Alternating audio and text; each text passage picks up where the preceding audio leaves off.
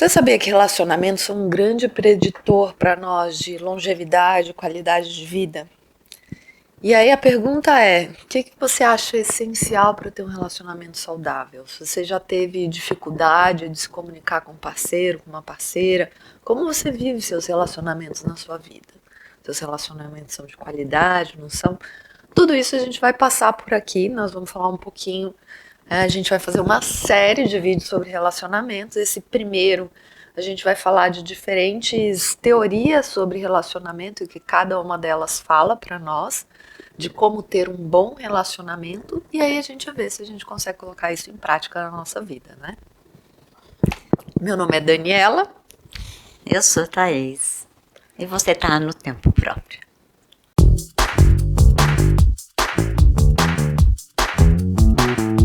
Então vamos lá, vamos falar sobre isso, né? Bom, da onde veio esse dado dos relacionamentos associados à longevidade, né? No estudo de Harvard. Aquele estudo que a gente já comentou aqui. Um estudo longilíneo que já tem 80 anos rolando aí. Terceiro ou quarto, já estão no terceiro ou quarto coordenador, porque os outros faleceram de tão longo que é esse estudo, né? E eles viram que o preditor mais forte na longevidade, não só longevidade, porque seria health span, né? Lembra que a gente falou de lifespan, health span, seria tipo, de qualidade de vida com longevidade. Eram as pessoas que tinham relacionamentos saudáveis. E quando a gente fala de relacionamento, a gente logo já pensa amoroso, amigo, família, né? Então a gente já vê que existem diversos tipos de relacionamento. São diversos tipos de amores, né? Diversos tipos de amores. Diversos tipos de amores. E aí a gente vai falar um pouquinho, assim, sobre... começando com relacionamentos duradouros, né? Como é que a gente faz um relacionamento durar? Porque uma das coisas dessa pesquisa eram pessoas que tinham relacionamentos de longo prazo na vida, né? E relacionamentos de intimidade. Isso é importante, porque o que a gente vê hoje em dia são pessoas... Quantos amigos você tem? 3.000, que é o número do Instagram, ou sei lá, do YouTube, enfim. Mas você é amigo íntimo dessa pessoa? Essa pessoa é uma troca, né? É uma pessoa que você se sente pertencente? Qual é a qualidade disso, né? Exatamente. Então isso é importante. Então, como ter relacionamentos íntimos duradouros? Exatamente. E aí hoje um dos maiores pesquisadores, né? E eu vou falar, é um casal, que é do Instituto Gottman. O John Gottman, ele é psicólogo, a esposa dele também. E eles começaram a estudar relacionamentos amorosos e o que faz, né? O que prediz se um casamento vai durar ou não vai durar, se vai se separar daqui a um mês, né? Mas como eles falam de relacionamentos amorosos, da mesma forma que eles falam dos relacionamentos amorosos, a gente pode trazer também para os nossos relacionamentos de família, para as amizades. Então tudo que a gente vai falar aqui, eles focam em relacionamento amoroso, mas serve também para nós. Sim. Então a primeira coisa que é importante a gente saber é que ele fala sobre os 4 cavaleiros do Apocalipse. Que eu acho engraçado esse termo. Eu acho esse termo engraçado, Fantástico. porque se você quiser lembrar o que a gente falou, você vai lembrar dos 4 cavaleiros do Apocalipse. Com toda certeza. Aí você vai, 1, 2, 3, são 4. Então vamos lá. Primeiro cavaleiro do Apocalipse, crítica excessiva, né? E a crítica, ela não é você reclamar de alguma coisa. A crítica é você fazer um juízo de valor em relação à pessoa. E olha só, a gente fala de crítica geralmente como uma coisa assim, a pessoa que critica se sente superior à outra. Não, muitas vezes a pessoa critica querendo o bem do outro. E querendo mudar, então, mas você é muito chato, você é desse então, jeito, você, né? você fala, às vezes ela quer o bem da outra pessoa, mas ela não se dá conta de que ela está negando aquilo que o seu parceiro é e querendo que ele se transforme em outra coisa. Exatamente. E geralmente fazendo um ataque, né? Então entra como um ataque, e aí você entra em oposição e não em parceria. Exato. Então a crítica excessiva é o primeiro cavaleiro do Apocalipse. Segundo cavaleiro do Apocalipse, desprezo. É eu achar que eu sou melhor do que o outro. E aí, o que o desprezo vai envolver? Vai envolver sarcasmo, deboche, aquela ironia, é uma humilhação. Esse sim, né? Transmite essa questão de superioridade. Eu sou superior. Então, superior, pode ter até insulto, né? Então, é um certo desdém mesmo. E às vezes não precisa de palavra, né? É o jeito da pessoa olhar, né? Que tem aquele jeito superior de ser. Então, né? Esse é o segundo cavaleiro do Apocalipse. O terceiro seria a defensividade, né? E o que é isso? É culpar o outro, né? E isso é algo que é muito comum. Então, acontece algo, não deu certo porque você fez isso. Mas qual a sua participação? Qual o seu papel nisso, né? Exatamente. Não, são pessoas... Então, essa defensividade é uma coisa de... Eu ataco o outro para me defender. Então, eu aponto o que o outro fez, eu culpo o outro por algo. E a gente vai criando uma distância na relação, né? E aí o quarto cavaleiro do Apocalipse, bloqueio na comunicação. Esse é até relativamente fácil, né, da gente entender, mas é quando a pessoa se fecha emocionalmente, sai, não conversa, faz o tratamento de silêncio, né, que às vezes a pessoa... O silence treatment, né, o tratamento de silêncio seria em um relacionamento abusivo. Mas eu acho que essa condição não acontece só num relacionamento abusivo, né? Quando a gente fala de relacionamento saudável, é uma coisa. Relacionamento que não tá tão saudável assim é outra coisa. E relacionamento abusivo é uma terceira coisa. Exatamente. Né? Então, o que eu acho que nessa parte do bloqueio de comunicação é quando eu chamo de, você olha para a pessoa, você convive com uma pessoa e você não vê espaço de manobra. Eu chamo isso de espaço de manobra. Ótimo. Eu falo isso com os meus pacientes. Que é o que é espaço de manobra? É você conseguir olhar para o outro e saber que tem espaço para vocês conversarem de forma que vocês juntos se recoloquem. Então, o que você vai falar vai ser recebido pelo outro. No momento em que você perde as esperanças de que isso vai acontecer, tipo assim, eu vou falar. Não vai dar em nada? Eu vou falar, nada vai acontecer. O que acontece? Eu me fecho. Eu me bloqueio. Não é a única causa do bloqueio afetivo, mas é uma das. Né? Eu me bloqueio porque eu não acredito que eu falar aquilo vai mudar alguma coisa. Sim. E aí é uma das quedas do relacionamento, né? Repetindo os quatro, então. Vamos lá, repetimos 4. Crítica excessiva, desprezo, defensividade e bloqueio na comunicação. 4 cavaleiros do Apocalipse, né? E aí ele diz o seguinte, então primeiro ele tem essa coisa, ele fala dos 4 cavaleiros do Apocalipse e ele fala que os relacionamentos amorosos, a base do vínculo, né, dos relacionamentos amorosos duradouros é a amizade. Então essa apreciação, essa admiração que a gente tem pelo outro e a capacidade de a gente se comunicar. Eu acho que a amizade, eu trocaria, né, o termo... Talvez ele tenha escrito em inglês, né? E aí eu acho que a amizade em português não seria a melhor palavra para dar essa qualidade pro relacionamento que seria duradouro. Eu acredito em cumplicidade, em companheirismo. É uma cooperação mútua. Cooperação é diferente de amizade. Sim. É uma coisa assim, ó, tamo aqui. Ombro a ombro. Ombro a ombro, tamo junto, posso contar contigo. Né? Então esse vínculo, né, que é sólido, que tá junto. E a segunda, então tem essa coisa do companheirismo, né, e tal, e a segunda coisa é a admiração, que eu acho que ela é essencial, é um olhar pro outro e falar, puxa vida, tem coisas em você que eu acho que são demais. Que eu admiro e que eu admiro muito. Isso é essencial. Exatamente. E eu acho que para ele, né, essas são as principais, não são as principais, mas resumindo, a gente tem essa questão dos relacionamentos. A gente vai fazer um próximo episódio aprofundando bastante nessa teoria dos Gottman aí, mas aí a gente pode ir para um outro lado, a gente começar a falar sobre as questões dos relacionamentos amorosos, como a gente pode ter desejo e conexão nos relacionamentos. Né? Então, o que faz um relacionamento durar? Segundo a Esther Perel, que é uma psicóloga... Leiam Esther Perel.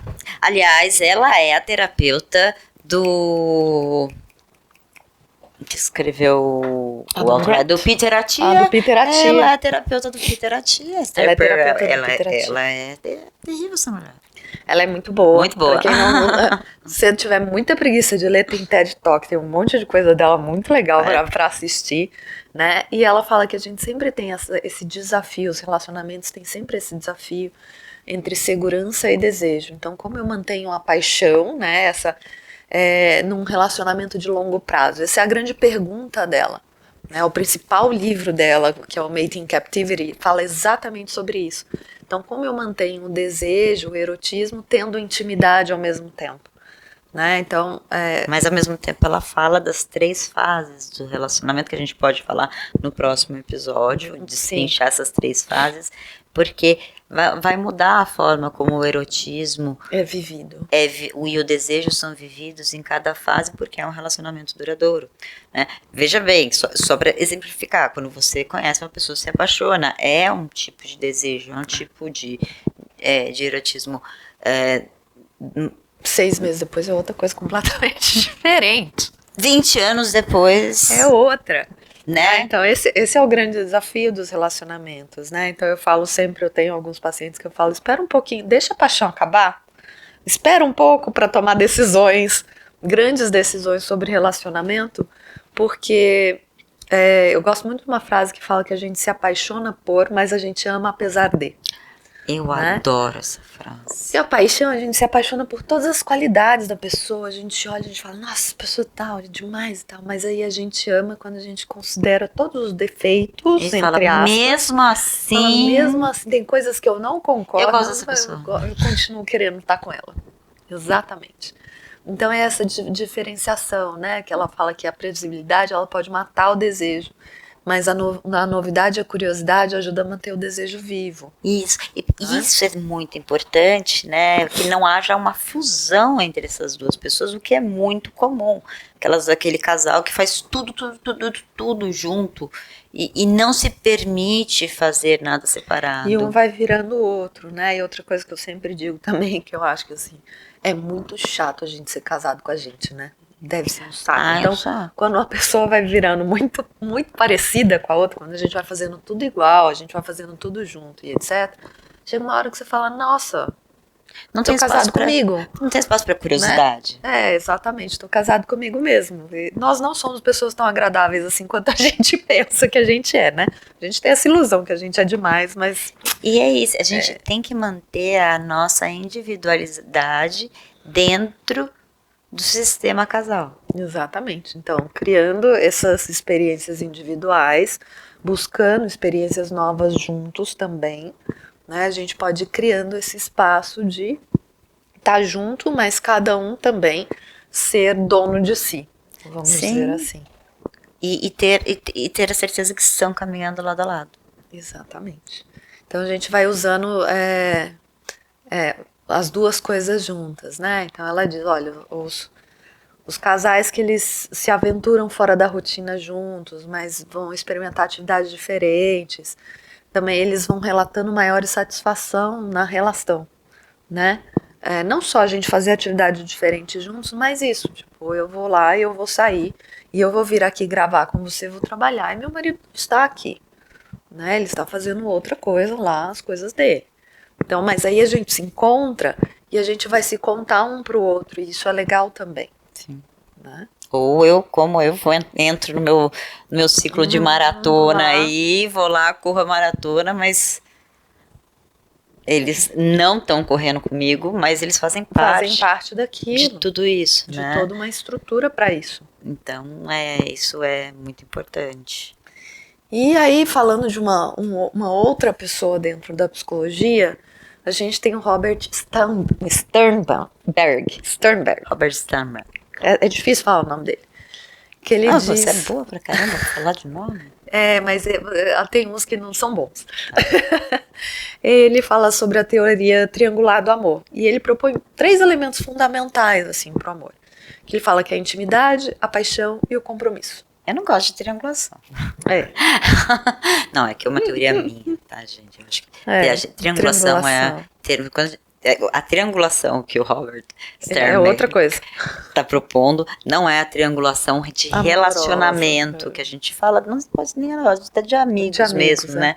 Em que um briga com o outro, se aproxima, isso em algum momento a gente pode até explorar num dos nossos episódios, mas ele diz de triangulação por serem 3 aspectos importantes. São 3 aspectos importantes no relacionamento. E aí, diante desses 3 aspectos, então vamos lá, o que é a intimidade? Essa conexão profunda que a gente tem, é um vínculo emocional. A paixão é a atração intimidade, física. pra mim, sabe o que é? É você poder mostrar a sua pior parte. É você ser vulnerável, né? Ultrapassa a vulnerabilidade. Ultrapassa. É aquela coisa que você pode... A pessoa vê realmente o que é de pior em você e você sabe que... E você confia Tá nela ali. pra isso. Então, pra mim, intimidade, ela é... Não, tem intimidade, eu acho que intimidade é um negócio muito difícil da gente alcançar. Muito.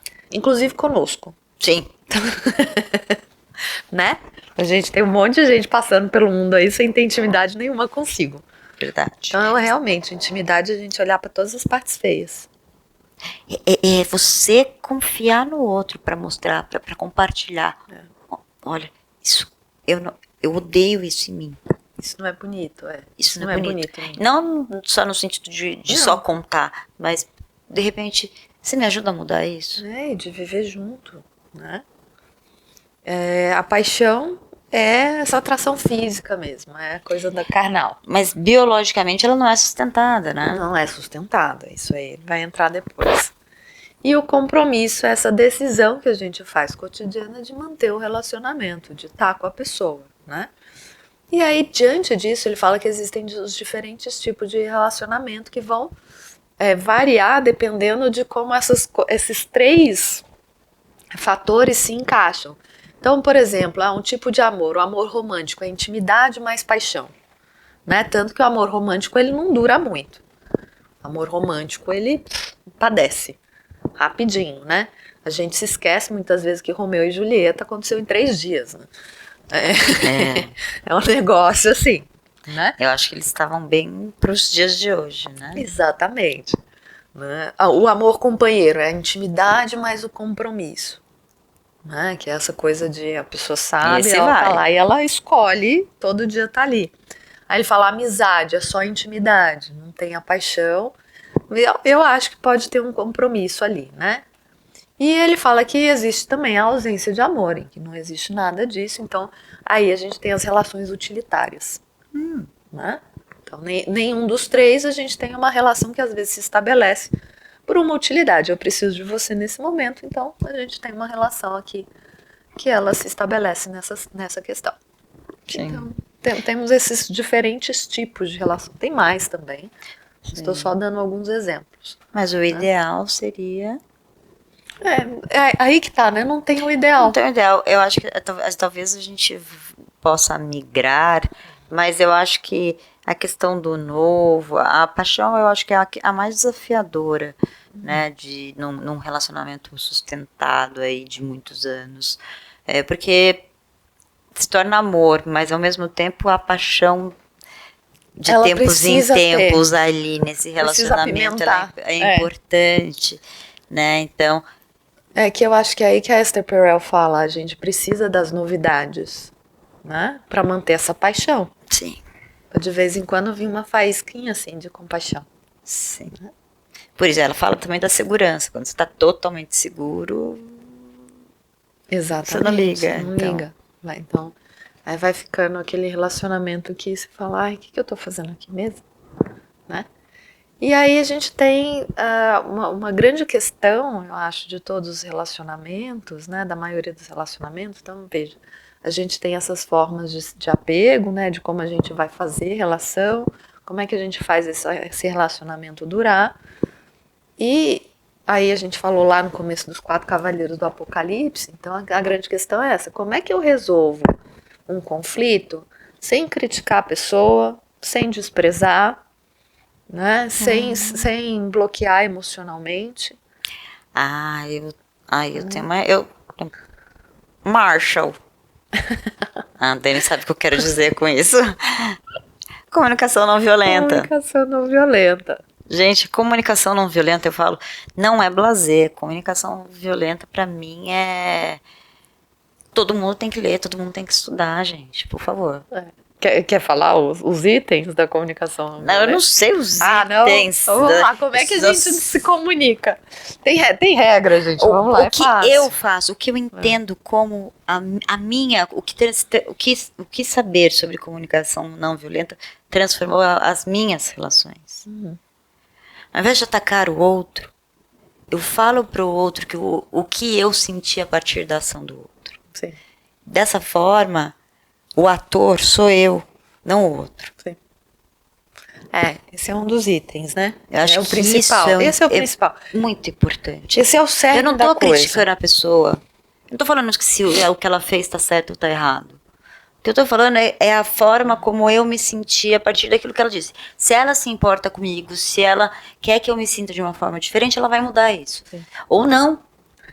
E eu acho que eu tenho também um jeito, uma coisa que eu falo sempre, que é o seguinte: a gente sempre parte da nossa lente, da nossa percepção, de como a gente viu algo. Então eu posso dizer para a pessoa, olha, eu vi que você aumentou o seu tom de voz, então eu digo de uma percepção de algo concreto. Eu vi que você se levantou, você alterou seu tom de voz e você saiu da sala antes de eu terminar de falar. Certo? Isso são coisas concretas. Eu não posso dizer pra pessoa, você ficou com raiva. Porque eu não sei. Aí já é uma interpretação. É uma interpretação de algo. Tem diferença, então... Tem uma diferença. Então eu vou dizer daquilo que eu vi, aí eu digo do que aquilo... Como aquilo me afetou. Como aquilo me afetou de alguma forma, né? Então, o que eu senti diante daquilo que eu vi, né? E aí eu posso dizer, na minha interpretação... Aí sim. Na minha interpretação, você ficou com raiva do que eu disse. A pessoa pode virar pra mim e falar, não, me deu uma dor de barriga, eu tive uma diarreia, eu tive que sair correndo. Não é não? Não é? Porque, enfim, foi uma interpretação minha. Então eu posso dizer, eu imaginei, eu interpretei dessa forma, a minha interpretação foi assim, eu pensei desse jeito. Quem fala bastante disso é a Brené Brown, né? Que sim. A gente fez o mais forte do que no... A história que eu me contei diante disso que eu vi, é uma. A pessoa vai te confirmar, não vai te confirmar, e ela vai te contar dela, olha. E aí, para nós, né, dado o nosso, a gente pode dizer para a pessoa ou não, olha, eu interpretei desse jeito porque isso tem a ver com a minha história, porque quando eu era criança eu vivi isso, isso e isso, há 5 anos atrás eu vivi dessa forma, né? Então a gente tem essas questões da comunicação violenta. Para fazer uma comunicação não violenta, primeiro a gente precisa ter regulação emocional. Então a gente precisa conter um tanto os nossos impulsos também, de atacar outra pessoa, de sair gritando atrás dela e falando, volta aqui, né, não sei o quê. Isso é difícil. Isso é muito difícil. Além de ter regulação emocional, eu preciso conhecer muito bem. Principalmente, não principalmente, eu preciso me conhecer. Então, para ter regulação emocional, eu preciso me conhecer. Eu preciso conhecer da minha história e eu preciso conhecer também o tipo de vínculo, como que eu vinculo. Né? Como que eu faço? Qual que é o meu estilo de apego? Então aí a gente entra, né? O John Bowlby, ele fala do estilo de apego principalmente na infância. E a Sue Johnson, ela entra com a teoria do apego no adulto. Então ela fala, todos nós, a gente busca uma segurança emocional nos relacionamentos. E esses dois apegos, eles se conversam, né? Sim. Pra gente entender, por isso que eu fui fazer psiquiatria da infância e adolescência. Não foi à toa. Não foi à toa, porque eu vi e falava, gente, começa aonde? Aonde começa? Né? E é muito importante a forma como a gente se apega. Exatamente, porque por trás de toda briga, por trás de toda discussão, a questão não é a louça, a toalha que ficou molhada, o lixo, né, as mensagens que não respondeu, mas são perguntas emocionais mesmo, muito mais profundas, né? O que isso me moveu de alguma maneira? E aí a gente poder entender que o que é inimigo da relação não é o parceiro. Então, uma das coisas que a gente faz para resolver conflito é não olhar para o outro enquanto meu inimigo e meu opositor. Exato, mas olha, a gente está junto nesse negócio e como é que a gente vai resolver a situação? A situação não está sendo favorável para nós. Sim. Né? E é sempre importante a gente lembrar que é uma díade, né? São dois. Né? um pode estar totalmente engajado nisso e o outro pode não ouvir. Sim. Né? Então a gente está falando isso, não significa que vai mudar, né, o relacionamento completamente, né? Seria legal que todos soubessem, por isso que eu falei, gente, todo mundo tem que saber comunicação não verbal. Na verdade, eu acho que a gente se comunicaria melhor não só em termos de casal, mas em termos de sociedade. De sociedade, é o que eu tô falando. Eles falam aqui, eles focam no relacionamento de casal, mas essas coisas a gente leva pra vida, pra todos os relacionamentos que a gente tem. Com filhos, com pais, com irmãos, com amigos, né? Exatamente. Então, assim, vamos dar estratégias, então, para a gente resolver os conflitos sem o cavaleiro, sem cair nos 4 cavaleiros do Apocalipse. Esse é o desafio. Então, eu acho que a primeira abordagem é essa, né? Somos nós dois, somos nós contra, entre aspas, uma situação. E não um contra o outro, né? Então é uma parceria diante de um desafio. E o desafio é sempre do conjunto, não é, né? Pra gente não olhar o outro contra inimigo. Então pensa no desafio como uma bola. Uma coisa a pessoa está de um lado, a outra está do outro. Eles vão ficar se jogando. Outra coisa é os dois sentarem e falar, vamos resolver isso aqui junto. É uma outra postura, né? A outra é como a gente expressa as nossas emoções, né? Então a gente falou aqui da comunicação não violenta. Então como que a gente usa a comunicação não violenta, como a gente expressa as nossas emoções para o outro, para que a gente possa ter uma troca, justamente para que a gente possa fazer essa parceria. E olha, eu vou contar uma coisa. As pessoas ainda não estão acostumadas com a comunicação não violenta. Não. Na hora que você entra com a comunicação não violenta, é incrível de ver. Eu queria ter uma GoPro aqui na minha cabeça. Assim. Eu acho que eu vou estar com a GoPro. Como elas se desarmam. As pessoas se desarmam. Porque é como se já tivesse o ataque pronto para duelar. E quando você fala, olha, e se coloca... Sim. A pessoa desmonta e aí se abre um canal. E essa consciência é muito importante, da gente entrar numa conversa sem ter uma resposta pronta para o outro. Mas precisa abrir o canal. Precisa. Então, os 4 cavaleiros do Apocalipse, eles fecham o canal. Eles não abrem canal. Eles fecham o espaço de manobra. Eles não aumentam o espaço de manobra. Exatamente. Né? Então aí a gente tem que achar uma solução para o problema juntos. Quando eu entro numa conversa e eu nem tô ouvindo o que a pessoa falou, mas eu já tô sabendo a resposta que eu vou dar, alguma coisa já tá errada aí. Eu não tô ouvindo, primeiro. Não tô ouvindo, exatamente. Né? E uma coisa que nas empresas eles treinam muito e usam muito, além deveriam, pelo menos a escutativa, são os exemplos de feedback, serve para os relacionamentos também. Reafirme o amor. Ainda mais porque quando a gente fala de estilos de apego, lá, quando a gente fala dos tipos de vínculo, como a gente forma vínculo, veja, todos nós queremos segurança. Sim. Então, mesmo que a gente tenha um conflito, que a gente tenha uma situação que a gente não está se entendendo, eu saber que aquela pessoa vai estar do meu lado, né, e que o amor ele prevalece acima de tudo, é importante para que a gente possa justamente passar por aquilo juntos. Sim. Né? Exatamente. E é isso, né? Porque aí você vai ter a segurança de propor alguma mudança no relacionamento, não na pessoa. Não na pessoa. É na forma como nós dois vamos endereçar um problema, como nós dois vamos conversar sobre algo, como eu vou lembrar o outro de então fazer alguma coisa, vou pregar post-it na parede, né?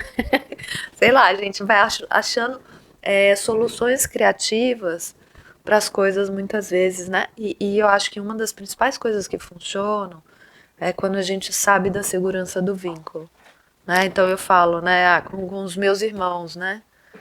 Não interessa, a gente se desentende, a gente fala umas merdas um pro outro, não sei o quê, mas a gente sabe que não é nem no dia seguinte, meia hora depois não, então senta aqui, vamos conversar direito sobre esse negócio. Tem uma segurança que a gente sempre vai estar um do lado do outro, tem uma segurança de que não vai ter um rompimento, né? Porque quando a gente não tem essa segurança, quando a relação está sempre ameaçada, de qualquer tipo de relação que a gente esteja falando, aí a gente entra, não é saudável. Aí a gente entra nas questões das relações abusivas. Aliás, as relações abusivas, elas usam da insegurança para mantê-las. Exatamente. E aí, relação abusiva, gente, não é só relacionamento amoroso, né? Relacionamento de amizade, qualquer tipo de relação pode ser abusiva, de trabalho, enfim, certo? Então, quais são os principais pontos que a gente tem que prezar num relacionamento, que a gente tem que prezar, não, assim, vamos abrir o olhar, vamos prestar mais atenção aqui no relacionamento, porque esse relacionamento eu quero levar adiante. Então, como vocês se comunicam? Uhum. Né? Qual é a forma como vocês se comunicam? Né? Como vocês se sentem um com o outro? A cooperação, né?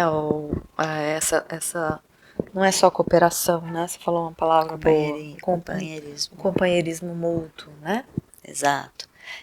Como podemos melhorar juntos se alguma desses pilares não estão da forma como eu gostaria? Como juntos podemos solidificar, né? Deixar isso mais firme?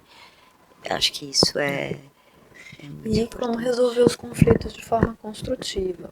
Porque não adianta a gente tentar escapar de conflito, não vai existir.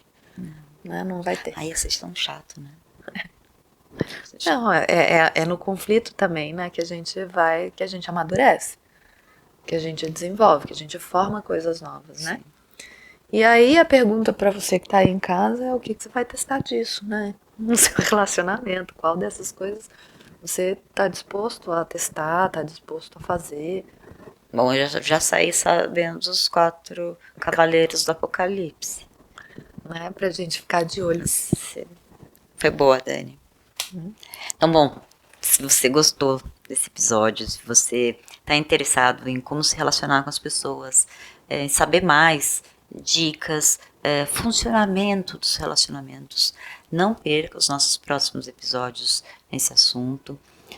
Compartilha, se inscreve no nosso canal, ativa aquele sininho ali para lembrar você de que a gente soltou um vídeo novo e comentem.